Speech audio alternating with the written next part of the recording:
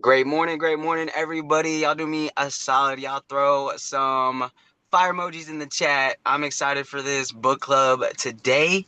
As you guys know, we are covering Go for No. And today we are discussing chapters 7 through 15. I do have a event that I am working here at the top of the hour, so I'm gonna kick us off. But I appreciate everybody taking some time. You know what I'm saying? It's a Saturday morning. You could be doing anything. You could be brunching right now. You could be vibing out, still sleeping right now. Um, but you decided to show up for yourself. We really want everybody to understand, like, when this space and environment got created, it was really to help not only ourselves, but those that actually wanted to grow and reach milestones of breakthroughs within their own career, within their own journey, in a way that honestly opened up a more comfortable environment to actually learn what these people who have hit these levels of success and achievements have written down in books. I think for a long time in my personal journey, I don't know how many 7 and 8 figure earners had told me, like, read this book, or this book helped me learn this lesson. And like, I never picked up the book. I would just like learn from what they were telling me versus actually reading and thinking about what was being read. So I just want to give y'all some flowers. Y'all definitely deserve it. And it's absolutely amazing to see everybody tuned in and ready to vibe out. So I'm just going to get right into it because if you actually read, you know, these chapters were extremely powerful. And honestly, it was very reminiscent of what I've been through over the last year and a half. But it was honestly very evident in my overall journey as an entrepreneur as well. Chapter 12 and 13 definitely stood out the most to me, especially because it reassured me of the relationship that I developed within failure as I was going after my goals and my dreams, right? So I thought it was really cool how his alter ego, the guy, I thought it was crazy. At first, I was like, he's really talking to himself. This is lit. I was like, I imagine myself like going 10 years in the future, seeing an abundant lifestyle that I had created for myself, and then like actually learning what I did to go and do that.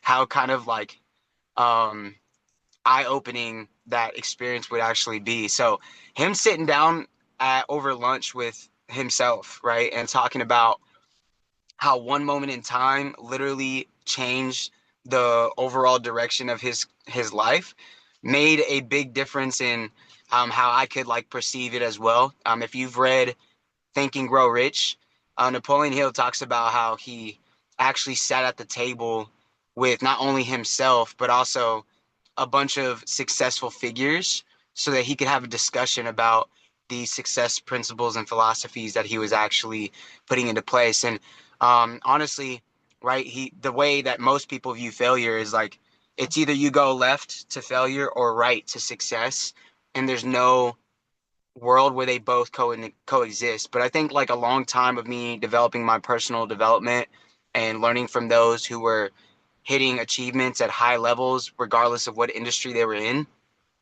was the fact that like failure is unavoidable and it is part of the process. In the moment that I accepted that, my life started to move closer towards what I've always wanted. Little did I know that it'd be continual failure after failure after failure that pushes you forward closer to your dreams and your goals, right? And then he wrote it out, right? There's me leads to failure, which leads to success. It's not one or the other. So like having that actual positive relationship with failure, I think he had said it multiple times. He was like, repeat after me. I like to fail. And I fail big and I fail often. Most people will look at you like, bro, what are you talking about? But I always view, I tell people all the time, like, stop saying you're failing, bro. Like, say it's feedback. But I'm going to stop saying that. He was like, literally, you still think that failing leads to failure. Failing and becoming a failure are two very different things. Successful people fail eagerly, while failures avoid failing. And I was like, yo, how truthful is this? You know what I'm saying? In the fact that I've been able to help a lot of people over the course of the years, and I've seen a lot of people come towards their first obstacle or challenge get popped in the mouth and then completely revert back to their old ways or their old habits of thinking. And it's really because for a long time, when we saw a red F on a piece of paper or a number below the number 70 on a test or a homework assignment, the system was literally programming us to have a negative connotation for failure when every successful person that's hit levels that we all aspire to go and reach have a totally different relationship with it. And it was like a breath of fresh air for me, y'all, just because I was like, yo, I start the whole page. Let me see, on chapter 13. Boom, hold on. No, chapter 12, right? He said failure was the halfway mark on the road to success, not a destination to be avoided, but rather a stepping stone to get where I really wanted in life. The best way to desensitize yourself to a word is to use it. And the best way to desensitize yourself to an action is to do it. And I was like, yo, shout out God. I am grateful, y'all. I'm not going to go crazy because I know like it's a short read and I want to hear everyone's perspective. But yo, the reason why I'm going to be successful is because I have failed more times than people have attempted.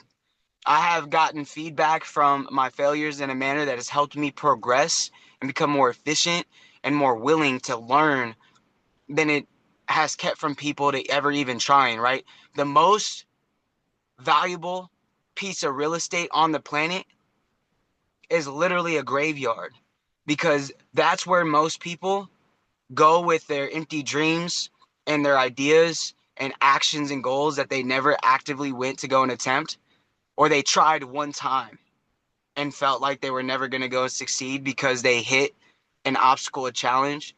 And instead of having a positive relationship with failure, they, like the author, decided to take a different road. I just want to remind everybody, right? When you come upon truth, it is your job not only to acknowledge it, but the most important part is to accept it. He says some people stumble over the truth, pick themselves up, and go on their merry way as if nothing had happened at all.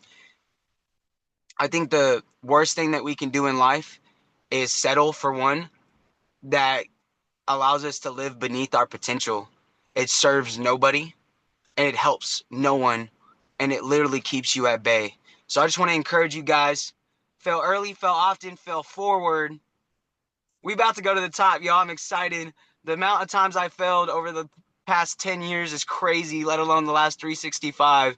And it's really set us up to really be in position for the promise in a manner that I can only thank God for it. I appreciate everybody being on the journey, linking arms. I appreciate all those, you guys know who you are, who have literally loved on me, supported me, and encouraged me throughout those failures and throughout those challenges.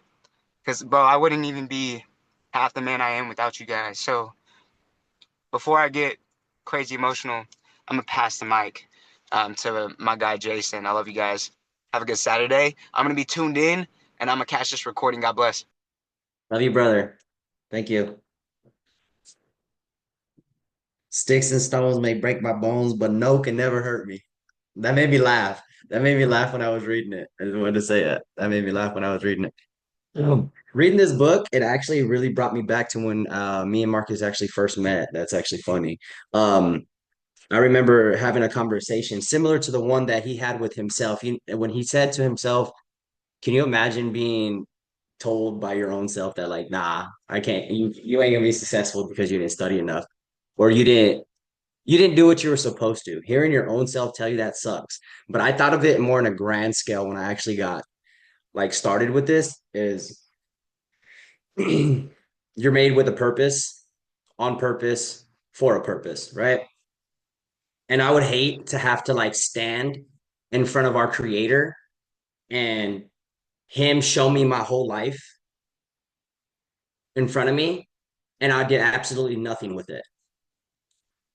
And that's what scares me the absolute most, right? So 3 years ago, when I was sitting on the couch with Marcus in my apartment, when I told him that I wanted to do this, it reminded me a lot of this book of how you actually have to speak to yourself about the real. Like he had that flashback. Was it on chapter 13 or 14? He had a flashback with himself. Yeah, a time for reflection. Literally the last chapter on the time to reflection. He said he spent a good part of that morning persuading myself through books that wouldn't be published for many years. On that day when I was speaking with Marcus, I thought about it. When he told me, he was like, bro, it's going to be hard. It's going to be difficult. It's not like a get rich over things like that. I thought, okay, for years, I'm going to have to be sticking up with this and I know it's going to suck. But then I thought for years, I was in the military and I dealt with stuff and it sucked. And then before that, for years, I was raised in a household that I didn't like. You know what I'm saying? But yet, all through that success, I would not change one day of my life. You know what I'm saying? So looking at that time for reflection is a lot of us is what needed. And I really want y'all to read chapter 15 like slowly and go in depth and actually look at the 5 levels of failure because you'll see that sometimes you really do avoid failing more than that you actually like to admit because even in school when it's stuff that I didn't really want to even deal with, like it went in one ear and out the other. Like sometimes you wouldn't even want to acknowledge it because you're just like, I'm not going to go that route anyways. And then little do you know that you're cutting yourself off from so much success in the future because you might run into one person that knows a little bit about something that you should have learned or you should have took heed to. Like you have ears, let them hear, and it changed your whole life and your whole perspective. I'm not going to tell you, but go read back and look at the quote that he said when about the waiter whenever he was having himself with dinner, and then come back and reflect on what I just said. And that alone should have like almost like a sinking feeling in your chest because it's like, dang, how many times did I avoid success? Because that's what it really is. Whenever you say, did I avoid failure? Like, dang, how many, you should really be replacing the word with success. How many times did I avoid success because I didn't choose to fail? And that right there, you know what I'm saying? It really like, woof. I like this book. It's such a thin book, such a, you know what I'm saying? Such big impact. I like it. So I really appreciate it. I'm glad I hop back on book clubs. You know what I'm saying? Mikhail, Marcus, I'm glad that y'all are so persistent. There ain't no better leaders than y'all out there. I really love y'all. Appreciate y'all. But I'm gonna go ahead and pass this on to, let's see. Let's go, Mateo. Got you, G. That was I can't even lie to you, bro. That was a good word of summary, bro, over the 7 chapters. Like sticks and stones can hurt my bones, but no can never hurt me. That was a fire bar there. You had to quote it, honestly. Um, yeah, this book, like you said, it's it's small, but it packs a punch, literally. Um, these 7 chapters, I think probably one of the biggest, a couple big things that really stood out to me is first and foremost, it's the fact that you never know when a decision can change your life forever.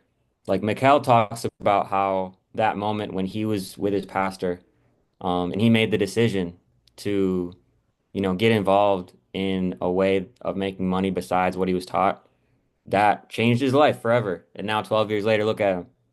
Like we wouldn't even be here probably if it wasn't for him right now in this book club. You know what I'm saying? Like your decisions make a bigger impact than just what you do because you never know whose life you'll change based on the actions you have made. And that's real leadership. Leadership is impact, it's influence. So think about that when you're going about your bit, when you, ugh, out of hair. Damn. When you're when you're going about your day, when you're going about your business, think about the decisions you're making and how it impacts not just you, but the people in your life and the people you don't even know yet. Like Mikhail did not imagine probably when he was in his pastor's car getting signed up that he would be leading a book club with like Amber and Jason and Sam Trades and Mateo. Like this all happened as a result. Like God blesses us more than we can even understand. So the decisions you make have complete complete power over your life and you don't even realize how much. And that's not a reason to be like analysis paralysis and not do anything because you don't want to like screw up your life because you might make one bad choice. Don't think like that. Like literally, it's the complete opposite. One of my favorite quotes that I've been told that really aligns with this book is to fail fast and break things. because the more you fail, literally, you should love to fail because like the more you fail, the closer you'll be to success, the more feedback you get. So a little story for me is I moved away from Michigan, born and raised in Michigan, right? Dropped out of college in like April 2023, almost 2 years ago. And I drove down to Florida with $100 in October of 2023 to get into life insurance sales. And the people that were getting me involved in it were younger than me, genuinely. They were like, I'm 25 right now. I was 23 at the time. They were they were like 19, 20, 18, 21, you feel me? So I was a little bit older than them, but not by a lot, honestly. I just kind of felt like a little bit of a, you know, older brother to them, low key. But they were telling me, yo, you can make like 20, 30K a month life insurance sales. Let's get you going, bro. You're gonna do great, right? 3 months later, October, November, December, I made 3K in those 3 months, which is not a lot. So I literally in those 3 months, I lost my apartment. There was a point for like the last 2 months, like November, December, I was literally door dashing to eat because like I didn't have any money. So I would literally DoorDash to get my food after I like literally dialed. I called people and got told to F off from 8 a.m. until like 8, 9 p.m. and then DoorDash for a couple hours to eat dinner and to have gas money to drive to work the next day. Like that was my life for 2 months. And then I lost my apartment in that time. And obviously you can imagine in my mind, I'm thinking, okay, I left home for this, to do this. Like you just have to realize that like you're literally one no away from success. And like literally January, I started to kind of get the hang of it, January 24, and I made 4K in that 1 month. And then obviously from there, like it kept going, but you just gotta go through, you gotta grow through what you're going through, literally. And that's what that book talked about, literally, from um the fact that fail faster, break things. But one more tidbit, and then I'm gonna pass it along on these chapters that really stood out to me is let me look at my notes real quick because I know I have it in my head. Like I wanted to talk about this. I'm just brain farting right now.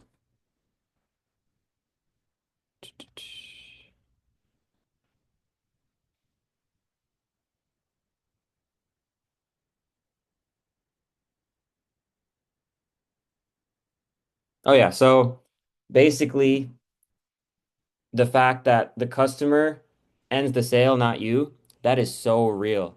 Like literally, I remember there was a time, and this was in February of 24. So like after I started to see some success and I started to kind of get a feel for what I was doing in life insurance sales, I was on the phone with a dude for an hour and he would not budge. He did not need life insurance. He was not trying to get it. But I just kept talking to him. I just kept talking to him about anything, literally. We talked about Trump. We talked about trucks. We talked about the weather. Literally, he was from Michigan, so it was kind of easy for me to talk to him. But I literally just kept talking to him. And every so often, I'd circle back to like why people get life insurance. And eventually he bought. And that was like my rent money. Like you literally have to just keep like, bro, the fact that the dude that sold the suits in the book, like he was buying and buying and buying, and eventually he just stopped selling him because he obviously the dude that he sold the suits to for his biggest sale, he never said no to him. So in your mind, you have to be like, okay, keep going until you get that no, and then when you do, you keep going. You don't, you never stop. Like literally never stop because you never know when that it like it only takes once. It only takes once. You can work and work and work and work and work, and it only takes once. And then when you get that one, that can literally be the breaking point for everything you've ever prayed for. I'm not even capping you. And this can be in real life too, aside from business. Like you can literally, if you're a woman or you're a man, you can try to find your woman or try to find your man. Obviously, you shouldn't go blowing through people. Like, don't do that. I don't believe in dating like 100 people in a month. Like, don't do that. But literally, don't give up on what you want just because you get told no or what you're finding isn't what you're looking for because it literally takes one person. Like I literally moved down to Florida and I was not trying to find anybody. Literally. Like I was not in a position. I was literally broke as a joke. I was like literally wearing a clown nose because of how empty my wallet was. But God brought the exact person I was looking for in my life at that time. And you never know when that yes will come. It'll probably come at when you least expect it. That's what's crazy about success. Like God will literally push you to the point where you don't even care if you get a yes anymore. Like you're just literally doing it to get told no, literally, to the point where you're just doing this to do it. You have to fall in love with the journey, the grind of what you're doing. Don't even try to get to the end result because it'll come as a result of the work you do. So fall in love with the work because it'll happen. It's a matter of time. It's not if, it's when. So for me, it's always happened when I least expect it.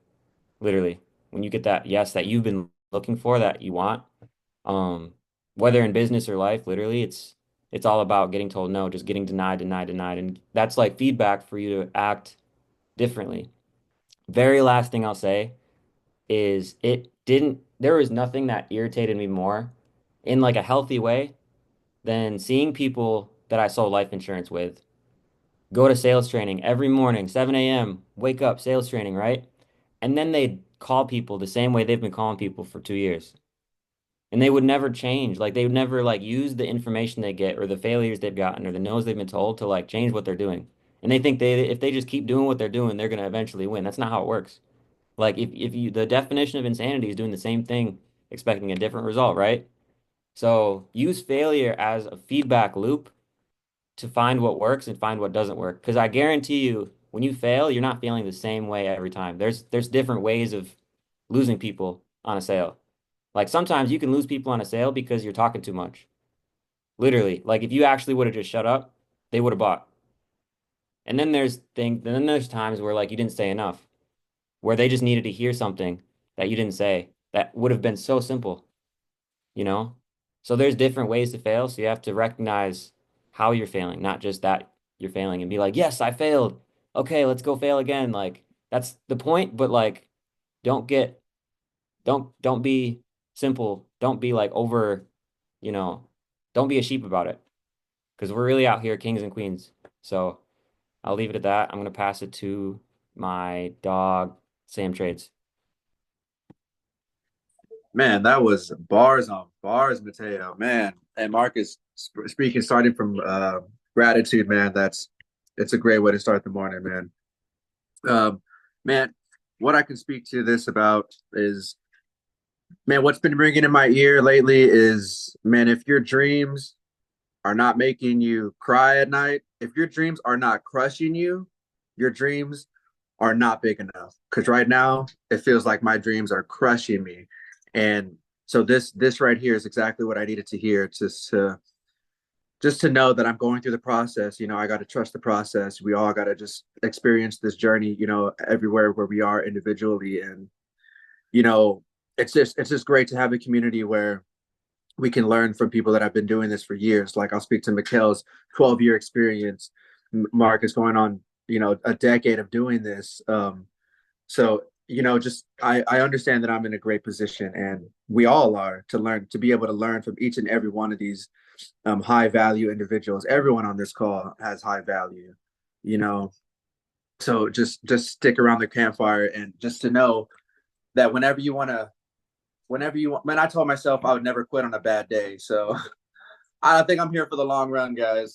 So, but if you ever have the feeling of quitting, y'all, like just know we're all going through this. We're all having human experiences going through this, and you know, I'll speak to the failures, man. Like however many, like it's real true. It's I read all this stuff before I started, and it said I failed more times than you tried. So what do you have to say? Like, man, it's getting true. Like failing, failing is becoming common, and to know that it's just part of the process.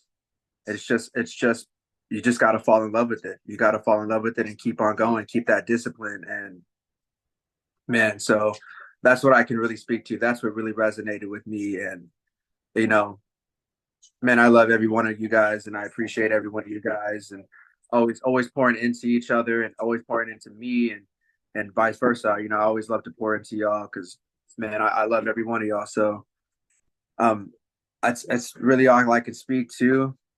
And if anybody, let me see who I can call on. I know I heard from Jason. and Mateo and Marcus is already gone. I'm sure he'll catch the recording. Um, oh, I see Stasia in the cut. Are you speaking, or you want me to pass it on? No, I can make a Let's few notes. go. All right, you go. Thank you, Sam. Hello. Okay, so we actually, Sharice and I, when we were driving cross country, we listened to this book all the way through, and I couldn't type my notes fast enough. It was like I wanted to catch everything. There was so much like meat in this. So, for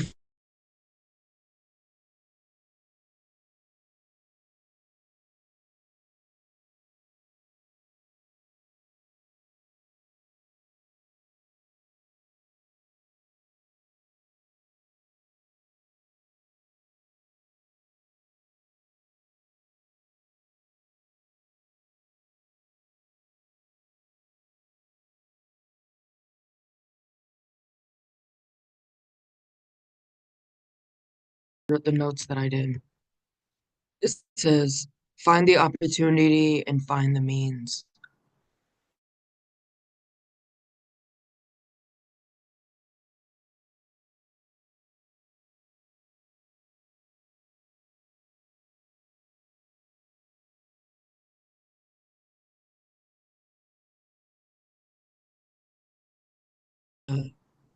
Actual failing part, but it said failure is required for success.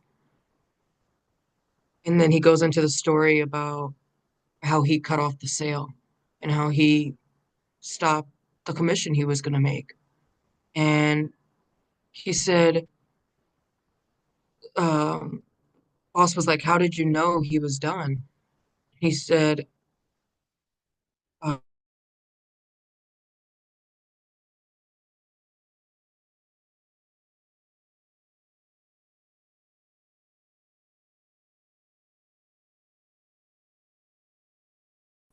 promote one of these Akashics or um, all these products we have. I don't want to just limit to them to Akashics because MDC, they got 30 plus products. So I don't want to limit to what someone can say yes to. I mean, they might be interested in the hemp spray.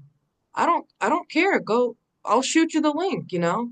So I don't want to limit to what people are interested in. Every time I ask someone or DM or whatever I'm doing, every time I say, "Hey, I say we have multiple products," knowing that they have multiple avenues on which way they can choose. They have multiple ways of saying yes. They can say no to the 29, but one to the 30. I don't want to stop at the 29. Um, so that one hit me hard. Um, says the customer decides when the sale is over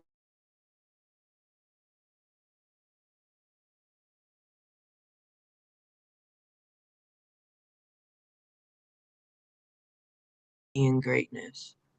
And it is. I take myself out of the game before I become great at it.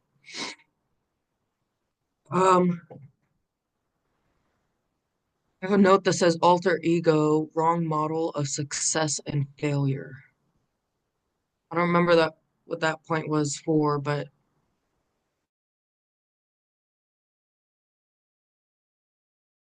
uh showing face. And I mean lately it's been hard because every time I fail and I think I got it, I'm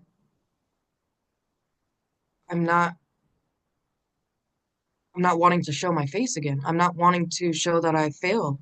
It's the what people will think of me mindset. And that's the shit that truthfully gets me to fail over and over. And if I can't even show my face to the fear of being judged or embarrassed or whatever, then I'm not going to be able to, win. I'm not, because I'm going to need a team too. And if I can't even go to my team, I'm not going to win. I can't do it by myself. Um, Avoiding failure is not the way to go. It says move towards success and avoid failure. So that's like a false statement that it was saying. It was saying that it was uh, go for failure because it'll knock out every single one of your choices. It takes out all the variables. And if you have to go one variable at a time, do it. Um,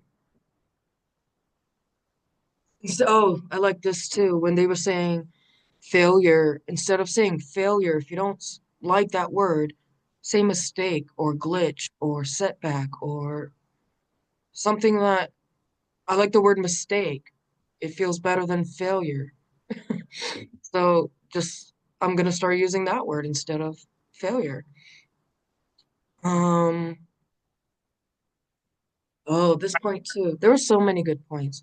So this point too was kids aren't fazed by the word no and will ask over and over. They have strong consistency. Why do we grow up and apparently afraid of no and afraid of consistency, afraid of rejection? I mean, the fear of rejection alone is what's going to get you a no. Uh, Rejection is not personal, but adults forget. And that was a good that hit hard. Um, oh, I want to touch on the um five. Jason, I don't remember what it was. It was like the 5 steps of failing, or because I wrote them down, I just don't remember what it was. It's like failure to success, or I don't know. But The the five one failure levels. 5 failure levels. Yes. Okay, cool. Thank you. So one was ability to fail, willingness, desire, fail bigger and faster, and group success, uh, exponential failure, group success. Like that's the level 5. And if you can get your team to fail with doesn't work, what does work, I mean, you got more minds together than just your own. So just it's realizing to me that I want to knock out the stuff that doesn't work. I want to knock out what is proven to not work. And I don't want to go back to it. I want to find the next win, the next lose. So, and that guides me on which path I'm going to go. Um, it's a really powerful book. And I appreciate you guys. I love you guys, my team. Amani, I miss your face. All right, I'm going to shoot it over to, we got Van. Oh, oh wait, hold on, I don't know how to do this. Yo, can you guys hear me? Yo, hello? Yes, we can Okay. hear you. We can hear you. Yeah. What's good, y'all? I just joined today. Mikkel invited me. I haven't read the book yet, but I have a lot of experience in so I can speak a little bit on my own experiences. Right now, I'm on a 30-day fast. Um, the goal, so I'm on day 4, and I'm actually writing down my whole entire day to day, how I feel, what I ate, what I did. The goal is to get to a water fast by day 5 for the rest of the 25 days after that, because I'm about to turn 30 years old in now 28 days. So I want to feel that 30-year-old shift leaving my 20s. I want to feel that shift. A lot of people, I feel like, just, you know, um, don't, we're all here for a limited amount of time. And I feel like letting go of the 20s and letting go of this decade, go into the new decade. Um, I want to go into that with intention. And I think that's the most important thing is everything we do has to have intention. Everything we do has to have intention. So these next 30 days, I'm cutting down on a lot of food. I already lost 5 pounds. Um, right now it's a little intermediate, but like I said, it's gonna go into water, straight water fast for 25 days. And I've been praying to God and talking to God, and God has been guiding me. He's been telling me when not to eat. Whenever I crave something, like I'm at the office right now, I got bags of chips in the back, and I'm like, yo, I just want a bag, and he's like, nope, you can't do it yet. It's like, damn it, man, like, you know what I mean? So it's interesting. It's interesting, but I'm going through a transformation of my own. Um, I did a trip around the country last year, which is where I met Mikkel and Marcus. Um, I went to Minnesota. I went to 16 different states, but I ended up meeting him in Minnesota and then meeting Marcus in Texas. And a lot of people. So I'm a music artist. A lot of people close to me still don't realize that I even did that. That I went on tour and that I actually booked myself to perform at places and got friends to help me get booked. And you know I knocked on so many doors, so many doors. I sent so many emails. I called so many people, and so many people told me no. Like, it's too you're too late. It's like you're calling us too late. Give us ahead of time. Give us a week ahead at least. And I was like, that didn't stop me from calling other places. You know what I mean? If it wasn't a venue, I'll go to a restaurant. And the restaurants booked me. I got booked. I actually made $6,000 on tour while traveling. Spent 5,000 of that, but it's all good. You know what I mean? Like, it's all good. I still know that I made 6 bands, and that was just from my strength of knocking on these doors, calling these people, playing guitar on the street, and just doing it. Just doing it. Can't take no for an answer sometimes. Sometimes it's just like, when it comes to this business thing, when it comes to what you're passionate about, when it comes to what you want out of life, people are gonna tell you no. But I think his name is Mateo said, that's gonna be that one yes that's gonna be like, this was the answer the whole time. It's like it's gonna be worth it. And when that yes comes, it's gonna be so worth it. Um, so yeah, I'm gonna check out the book. I haven't read the book yet, but I'm definitely living it. I can already tell what you guys are reading. I'm living it every day. I recently got an investor to give me space in this beautiful office space that I have here now, so I can come here out of my house and work, produce music, focus, not get distracted by the outside world. Um, so yeah, that's what I'm on right now. I'm on a fast. I'm on a transformation. I'm like in a cocoon right now. So I'm in a cocoon about to transform into my 30s. So yeah, nice to meet everybody. Yeah, Welcome to the family, bro. It's good to have you. That was fire. Yes, sir. we're Hey, here. popcorn somebody else, bro. But that was Uh, amazing. I'm glad you're here, Pete. Thank you for that. of course. Who hasn't went? Imani, you haven't went?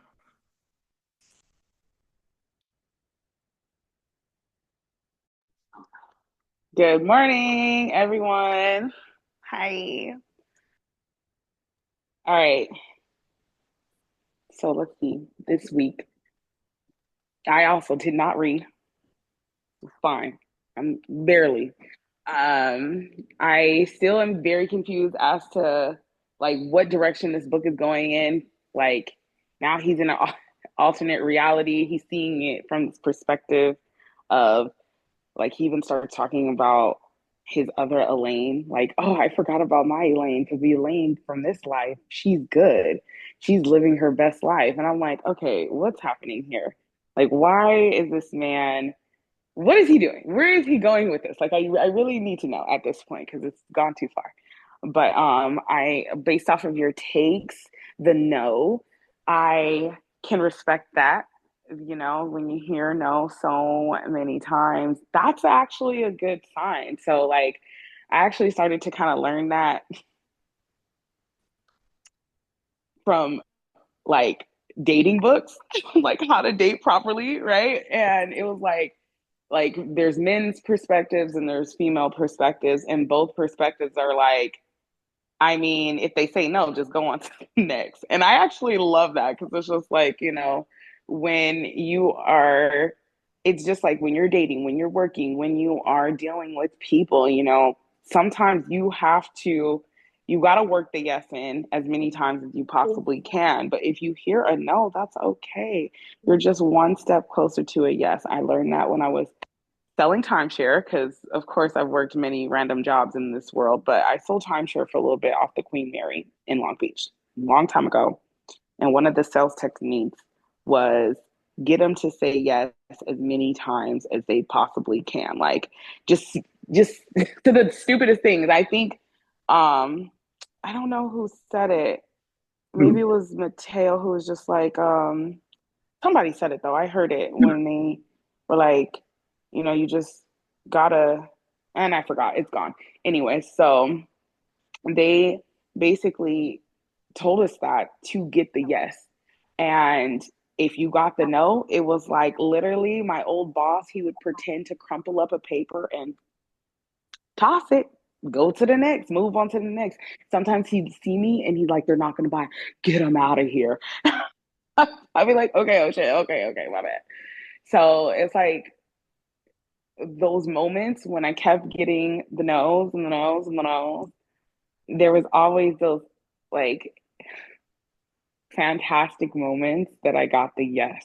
Okay. Now I'm speaking specifically for like sales and when I was selling timeshare. And I remember those moments when I sold a package and everybody would just be like, we'd be popping not champagne, but apple cider. We'd be like, everybody be cheering, you'd hear bells going off. It was like this exhilarating feeling of like real accomplishment.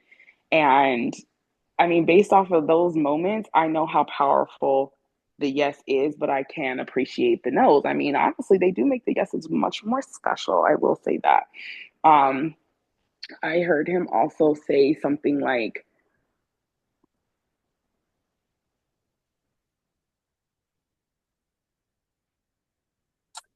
and I'm gonna popcorn someone else. Like it's been a week, y'all. I'm on my 6th day at work. Like this kind of vibe is what I need today to get me through. Um, so I am going to popcorn. Bro, are you available? I know you got your camera off. Well, she's all right. I really don't have much to share. Thank you, though. I'll popcorn to Amber. And I miss you too, man. I'm telling you, bro. Do you know what I'm trying to say? Man,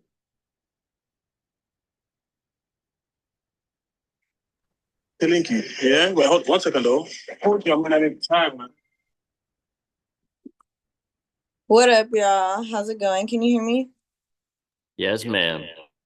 Hey, I love everyone's take so far. It's been such a fire call. Love starting off Saturday morning like this because it's just like it's ready to go.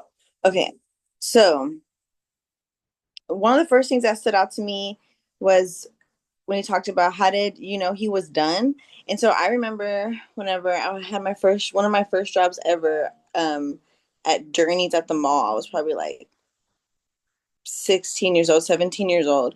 And I was working at Journeys as like a shoe store. And I'll never forget one of my first times like like selling. I didn't know what the hell I was doing, to be honest.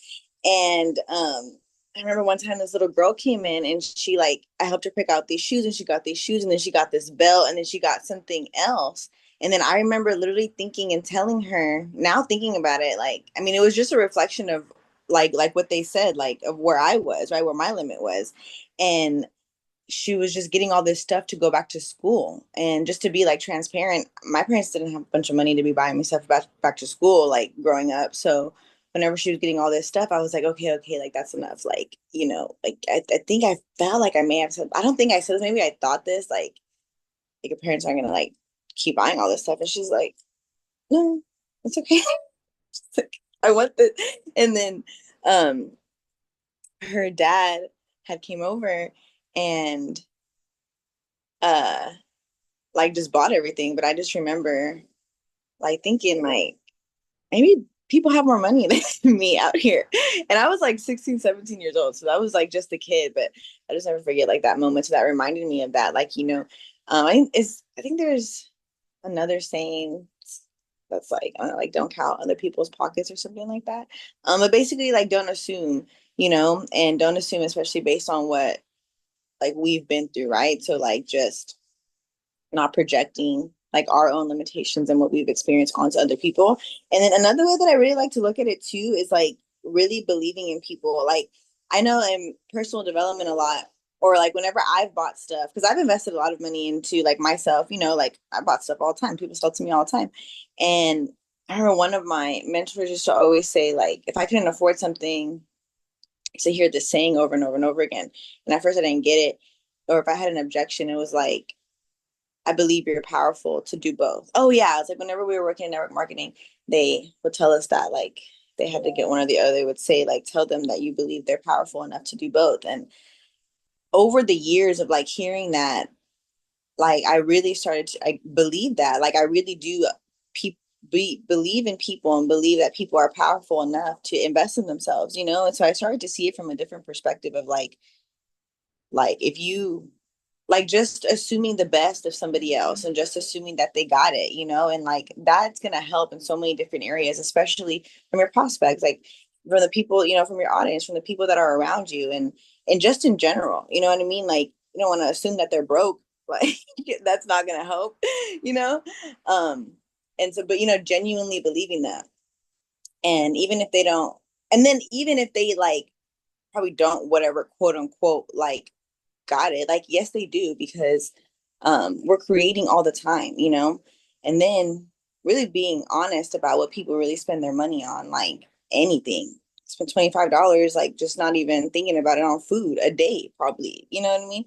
And so it's just knowing that we're valuable, and just because they say no, like it doesn't mean anything about us, and not like projecting our limits onto us. So anyway, that's what I got from that. And like, how did he know he was done? Yeah. So just like keep asking. Like I remember one time this happened actually a month ago to me. Um, I went to the mall and I wanted to buy some shoes. And so I did. And then I only had like a limited amount of money because I hadn't gotten paid yet. And then I remember like I had like spent like I got my shoes, whatever, and I was walking out and there was like all these like salespeople, and they're like selling stuff, right? So one of the dudes, he like put this cream on my face. And I don't know what it did, but it like just did something. I felt the difference in my face. So I was really like, I have to get this cream. It was $150. I did not have the money at all to do that. And I just was like, fuck, like whatever, right? So he was like, I'm so sorry, excuse me. But I was just like thinking that in the moment. And he was like putting this other like moisture, he was like showing me all these products. I remember thinking like, I want to purchase something, but I don't like have the cash right now. Like, you know what? And I was telling him, I was like, I'll just come back tomorrow. I'll just come back tomorrow. He was like, no, like I won't be here tomorrow. And he just kept being persistent. And so finally I was like, well, let me just check my bank account. Check my bank account, got paid. I had to have gotten paid in that hour. Got paid, bought this product that was $150. And then I left and I was like, that dude just freaking got me. Like, like, so you never know. Like, you never know. Like, if he didn't ask, if he didn't, like, if he just kept listening to me, if he would have just been like, okay, go, because I was really like, gotta go, can't, like, no. And then he was just like, no, this is good for you. You need, and it is. It's like this eye cream. Anyways, that's what happened. So And I always like, I'm a student of the world, and I believe that we all should be. So when I see salespeople, I like to say them. I like to watch them. I like to watch when they're talking to me, because you can recognize how, like, you can learn. You know, you can learn like all the time. Okay. So the second thing that stood out to me was success meets failure. So the whole failure thing and talking about failure. So y'all know, like, I'm the queen of the words, very mindful about your words, and so obviously I'm not going to say like I'm a failure or nothing like that, but I love, like, what did it say? It said the more like use of the word, the more that you'll get desensitized to it, right? So the more that you say it, the more that you make it familiar to yourself, you start to stop getting so offended by it. And it also said that about action. Like, if you're afraid of doing an action, the more that you do it, the more that fear will go away, the more the resistance that you have towards that action will go away. You know, like when you're on this, like, you know, like when you have to make sales calls or just do anything, like, you know, you got to ramp yourself up to do it. And once you like rip out 3 or 4, like, you get that momentum and you just like, you start doing it, you stop caring. You're just like, hey, whatever, let's on it, let's go, you know? Um, and so I really feel that as well. And so this failure thing also reminded me of a conversation that I had with Ro about a couple of months ago. We were having it in the Powerful Creator conversation about just about failure. You know, we were talking about goals and stuff, and one of the things that was coming up, you know, for all of us was just like being afraid to set goals and being afraid of failure, like not wanting to disappoint ourselves, not wanting to you know, experience that. And then we reframed it. You know, we talked about how it's not like not being afraid of failure, like failure, the way that we talked about it then was like, you know, failure like doesn't exist. Like, if you, in the way that we were thinking about it, so like, we hit goals, if we have goals and we don't meet them in the time that we said that we were going to meet them, it's not like we failed, but it also gives us feedback, like Marcus has said, right? It gives us feedback to be able to see the milestones, right? We hit new milestones. It gives us the ability to look back at our progress, look back at what we've done, and it we're able to see, or we're able to improve in the future, right? So um yeah, so like, just getting used to that, just reframing the word, right? Taking it back, right? Taking your power back from the word, from any negative connotation, right? You know, of course, on me, like doing that healing work to really cancel out any time hearing the word failure happened, and letting it go and forgiving yourself, forgiving other people, and reframing it and being like, I am not afraid to fail at all. And that's actually one of the things my mentor always says. Like when I was working with her really closely, like last year, we were doing these business calls and stuff and like brainstorming for her business. And it was just so crazy to see, like, we would be in a business meeting, like talking about something, talking about an idea. And then like that afternoon, she was like on Instagram just doing it. And then we would go, and if it worked or not, whatever, we would go back to the drawing board and we would like look at stuff and see how it went. But she had no problem just trying. She was like, I'm not afraid to let people see me try, or let people see me fail. Like, and it was really, I was like, you know, because like what Anastasia said, like, you know, sometimes you can be afraid of what people think about you. Like you don't want people to think that you don't have your shit together. But I'm so sorry. I really am being mindful of my words. I apologize. But yeah, sometimes we could be afraid of that, and that stops us. But really, when we think about it, at the end of the day, like, all of us are really just doing our best, and everyone's thinking the same thing. Everyone's just trying to be happy and figure it out. So that was what I got from failure, which was like reframing that.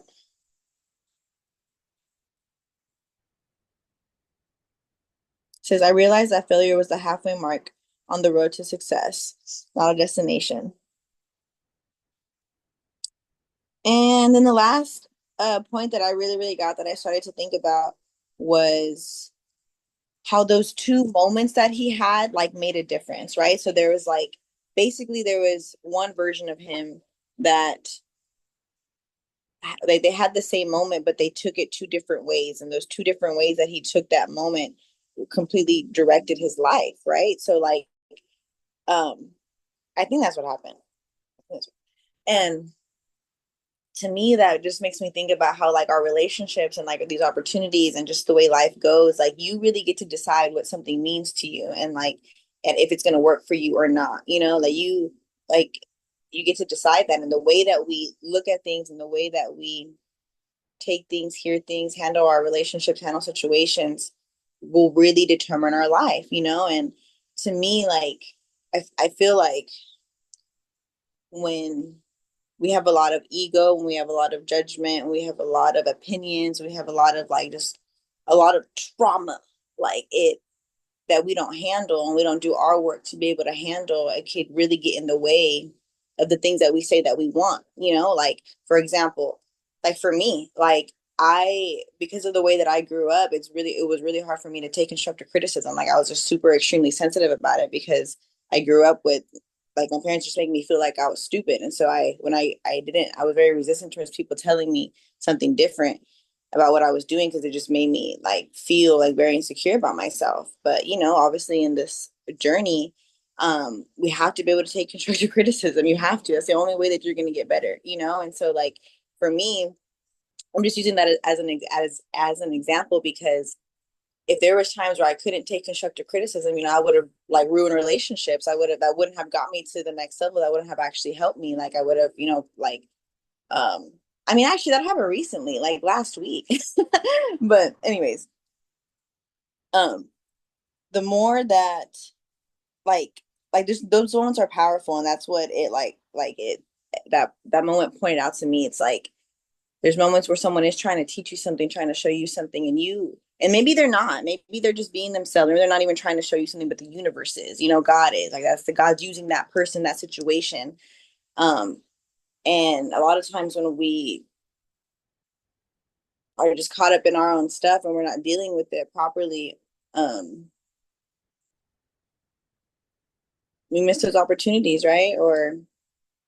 And don't get me wrong, like everything can be fixed. Like, we're always in, like, always go back to alignment. We can always go back to God and stuff, but it just lets me know, like, just reminds me to not be so quick to judge, to make rash decisions, to want to destroy or dismiss or create separation, like just really reminds me a lot about like emotional intelligence, and just sitting back and like asking yourself in each and every moment, like, what is this teaching me, instead of judging it, instead of reacting and stuff.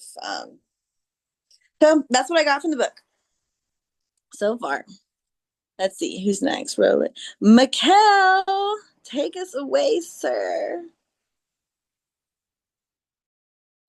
What up, my people? Hold on, let me just turn my computer down. You guys can't hear like the echo or something, can you? Yeah or nay? All right, cool. Well, what up, though? One, everybody has some fire takes this morning. Shout out book club. Got some new people, some first timers, some life happening. Leaders leading. I love the vibes. I appreciate the vibes. This book for me, y'all, has definitely been dope. I got a intuition on where I think it's heading, money, and I think that he's dreaming in like a coma or something, and he's talking to his future self. And then he's gonna come out, he's gonna write that book, and a whole lot of game is gonna change. But that's just kind of where my intuition is at, and I don't remember how this book ends, so don't quote me if that doesn't happen. But in that though, what I absolutely love is just literally the fact that he is talking to his future self, like regardless. And he's able to literally see how decisions that he made in this process affected him. And it's like having a bird's eye view. I've talked about this a lot of times. I did a value session on a minute ago called the eagle eye perspective. But it's literally like him talking to himself about what changed. Like everything was the same up until this one moment that I read in the book. And in the book, he talks about that one moment being inside of the place where dude just told him, like, yo, you're one no away from greatness. Like, you literally just stopped yourself early. And at the end of the day, it was a small, significant moment in his mind that he led on for the next couple months to have the worst time in his career, then get fired. But the other him took it very serious. He just listened to that lesson that dude wasn't really even trying to super drive home like that because he just walked away. But God was trying to really teach him in that moment. He listened, and then it literally was a defining moment in his career. And it just goes to show, like, in those moments that sometimes might seem small, sometimes might seem insignificant. Hell, sometimes they might be so significant that there's a lot of emotion behind them. In those moments, there's a matter of a perception change that can change everything. And that for me has been a very pivotal part in my career. I always try and get aware of those moments and just replay certain moments in my head. I do my eagle eye perspective daily. Like I literally have a conversation with my daily self each night before I go to bed. Like what we do today, what happened, how did the conversations go? I'll replay everything in my head like a video, kind of like a movie, and just watch it over again and just assess. And then wake up the next day and it's a new day and we move different. Period. We stand over. We was gonna stand up, but we moved different. And so it was lit. I'm loving the pieces of the book. I screenshotted a few. And also it made me think of some song lyrics. No lie, it's kind of crazy. So first thing I screenshotted y'all was chapter 13. And he talked about just liking to fail. And I love the dialogue that happened when he was like, boom, boom, boom. It's pretty ironic. Eric said, he said, repeat after me, Eric. I like to fail. He said, that's my problem. I don't like to fail. He said, that's because you still think failing leads to failure. Failing and becoming a failure are two very different things. Successful people fail eagerly, while failures avoid failing. The whole point of becoming willing to fail more is to become a success so that one day you won't be forced to look back on your life and say, I'm a failure. Do you understand that? He said, yes. He said, good. Then repeat after me. I like to fail. I like to fail. I said half-heartedly. I fail big and I fail often. I fail big and I fail often. I repeated. Sticks and stones may break my bones, but no can never hurt me. I couldn't control myself and burst out laughing. This is like the defining moment of taking things serious. He said, say it or I'll make you pick up the check, knowing that he didn't have any money. He goes, okay, okay. And then he says it, sticks and stones may break my bones, but no can never hurt me. Good. The word no doesn't have to be debilitating to us. That's the most important lesson you'll ever learn. Harold tried to teach you that, but you weren't ready yet. Are you ready now? And he goes into talking about deeper onto how Harold really taught him that lesson. And it was a wild, honestly, like just a dialogue for me because truthfully, that's something that I can do with my kids. My kids don't take no for an answer at all whatsoever. If you know, you know. But in that, as I was sitting there reading that, it literally made me think of these song lyrics. If you know me, you know I love flawless real talk. But there's a song called What a Time. And this was not the first time I heard this, but it was one of the first times that it really stuck was when this song came out too. But in that, it's because it stuck at a time where I was getting more no's than yeses. There was a whole nother time where I was going for no's and I was getting more yeses than no's, and I didn't get it. And in a book called The Millionaire Master Plan, which we read a year and a half ago, I believe, in that book, it talked about getting the wrong advice, the right advice at the wrong levels. And there was many a years that I heard these same things. And this is why I always say, like, it's not about who reads the most books. It's about who reads the right books the most times, because you understand the lessons, and at different levels, you'll learn them at different levels. But I've always heard no means next. I've always heard it every single time. No means not yet. Travis just used to say it. I'm like, all right, cool, keep it going. Flawless Talk in the song, he said, work hard enough for two of me, everything they pursue to be. It's nothing new to me. I just readjust to a newer me. Had to let go of the stress that had grew in me and show them every no means next opportunity. And it was a defining acronym for me. And whenever I get into seasons of my life where I know either things are going great or things are about to go into a storm, I literally will put this song on and I rap every lyric because it's literally affirmations. But you're just literally showing people like, yo, at the end of the day, every single no means next opportunity for you to go and get closer to that yes. And that's the whole premise of this book. It doesn't matter if it's in business. It doesn't matter if it's in freaking sales. It doesn't matter if it's in relationships and dating. It doesn't matter if it's that friend who won't talk to you because of something that you did wrong to hurt their feelings. It doesn't matter what it is. Like every single no is the next opportunity for that yes to eventually come. You've just got to be persistent and knock the door down. Like Jason literally said on the call, he's like, yo, I'm thankful for y'all being persistent and on it and on my ass about getting on this book club, because we know what it means for people and what it does for people when you're in the midst of these conversations. it's new levels, especially when you get to speak. Oh man, there's a whole nother level of growth that happens there because you get to say what you mean, and that brings power. There's power in the tongue. So it's dope, man. And then from there, another thing that I loved is that he sat down and he read his own book. And as he was reading the book, he was like, dude, I absolutely loved this book, like truly. And he really started cementing this knowledge. And what's going to happen is more than likely, this is my guess going forward, but he's literally going to wake up and remember every single thing that he had been through, and from there go on and make those decisions that he talked through, and then from there go and write the book that he read in his dreams as well, and he'll literally be able to live out his dreams. I feel like that's what's going to happen, but I real life do not know, so I'm really excited to continue on. But as he had really been going through like this entire process of no, he also talked about the process of failure, success, failure, and he did like an illustration, success in the middle, me versus failure. And at different times, I feel like we kind of move where we are in the process, like thinking wise, but it literally, you have to go through failure to success. So I screenshotted that little thing. I'm honestly just going to redraw it on my whiteboard in my office and then put that thing up like in a picture in my office because it makes hella sense. I might remake it on Canva or something and like make an actual canvas on a thing in the crib. But it makes hella sense. It's like he had me in the middle, success on the right, failure on the left. And he said for the longest time, I would start going towards failure and be like, oh shit, I'm going the wrong way. Turn around and start heading back towards home, thinking that success was the opposite way when the only way through is through. Period. So I love it. I'm excited. We've been moving and grooving. We're entering a season where, like, we're coming out of a season of so many crazy no's that have been smacking us left and right. And now we're walking into this season of honestly starting to see the harvest.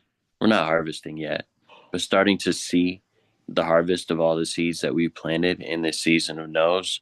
And I am ecstatic. I'm really excited watching everything really play out and seeing everything that's happening, having the conversations we've been having. So I'm grateful for this book. It couldn't come at the more right time because it's also checking to my character like, yo, don't forget to stay focused on the process and don't stay focused on these yeses that are finally coming up in the few sprouts that you see. Like, don't all of a sudden start staring at that one sprout when you know you still got to water the rest of the field. So continue to go to work. And in this next season, if you fall in love with the work, what'll happen is the fruits of your harvest will bless you in abundance. So I'm excited because I know where we are, I know whose we are, and I damn sure know who we are. So I appreciate y'all. And who else hasn't gone yet? I think that's really it. Those of us on the call, everybody else is gone already. So with that being said, I love y'all. And this book club has been lit. I didn't even realize I was closing out. That's crazy. But yeah, y'all, truly, I'm grateful for the space that we've created because it hits different to be able to just wake up and we're not trying to sell each other. We're not trying to close each other. We're not trying to change each other. You can't change nobody unless they're ready to change. But we're literally just in here providing a space where people can come together and they can talk about what they're going through. And these books can really relate to what they're going through.